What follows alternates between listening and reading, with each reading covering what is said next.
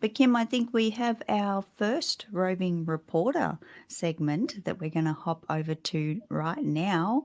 So with that, it's over to you, Jill. Thanks, Kim and Carrie. This is Jill Olish coming to you as a roving reporter for Good Morning Entrepreneurs with a segment for unique solutions for mama entrepreneurs. And today I wanted to talk about expectation versus reality. And I feel that sitting in my car talking to you about this now is the reality and not what I expected. So kind of perfect situation here. Pretty much like I spoke about last week with practice, you really can't figure out what you expect from your role as a mom or an entrepreneur until you're in the middle of it and your reality sets in, and you have to figure out what you're capable of doing in what is allowed or allotted for you to get things done in, or what you are expecting out of your situation. So I learned the hard way by setting really high expectations for myself, both as a mom and as an entrepreneur.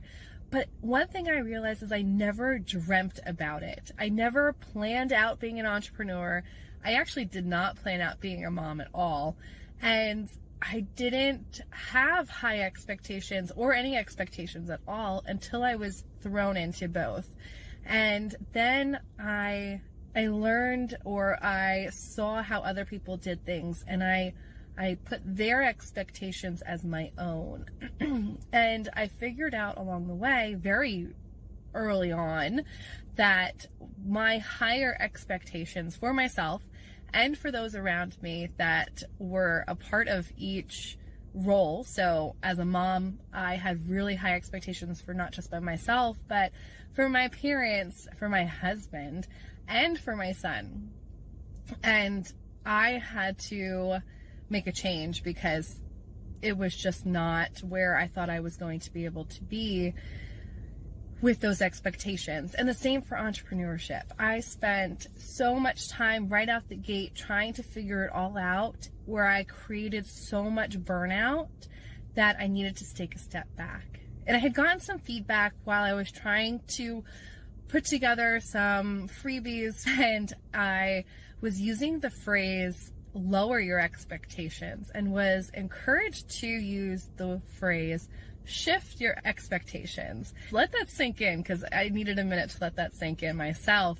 But it really does resonate now for me, because while I can see the reality of the situation around me, I had to consider what it was that I could in reality accomplish in the time and the season of what I was trying to do. And shifting my expectations was so much easier to do than to lower them. And sticking out time that I practiced with My Sexy Business was a huge help in figuring out how to shift my expectations. And that was by prioritizing what I needed to do and when I needed to do it. And by putting those two things together, shifting my expectations and practicing my prioritization really helped solidify that and figure out what actually was reality could be my expectation. Back to you, Kim and Carrie.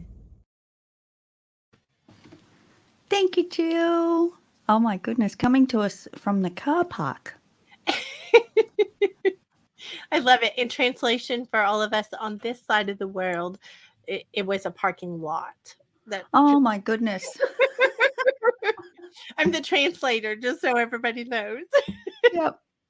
So, Carrie, I want to ask you the question like that Jill brought up, because it's a really good topic.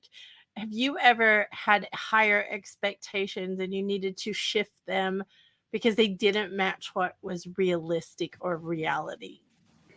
Well, Kim, how much time have we got? Because I've probably got a million examples of that, as not only being an entrepreneur, but being an overachiever as a human.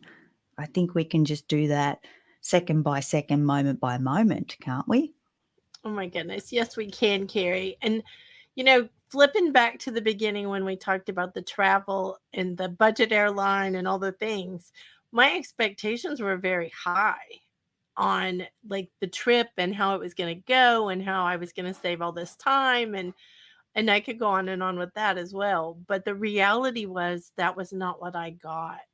And I had a moment of, and just being very honest, I had a moment of just complete meltdown. Like, I'll just be honest, I completely melted down because it's like, I don't have time for this. I had some things I needed to get back for that were very important, and it was freaking me out, for a minute. Then I realized that I had to step back and go, I couldn't do anything about it, and I met an amazing human who I'd never met before. Like, she was somebody from Texas, and she was just visiting with me, and she helped me like de-stress a lot.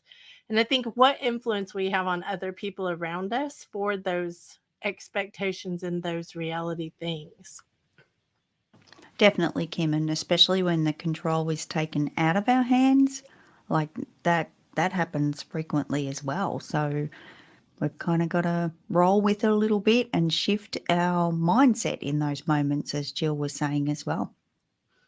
We need to get our shift together. And that was Hmm. an F. Which F, Kim? Oh, that F. Gotcha. Right. Okay. We have to watch Carrie. Just a little side note. We have to watch Carrie and her she is our official little bucket of swearing sunshine. But I am impressed, like, with the whole concept of shifting our expectations so that we are not stressed out. Me too, Kim. I think it's definitely something we can all adopt and think of in the forefront of our mind. A lot of these things that we talk about on this show and in all of the community spaces that we hang out in, sometimes it can get buried in our grey matter, and we need to be careful that we're not putting those things away too much. We definitely have to keep it further in front of us and write it down and put it where you can see it if you need to.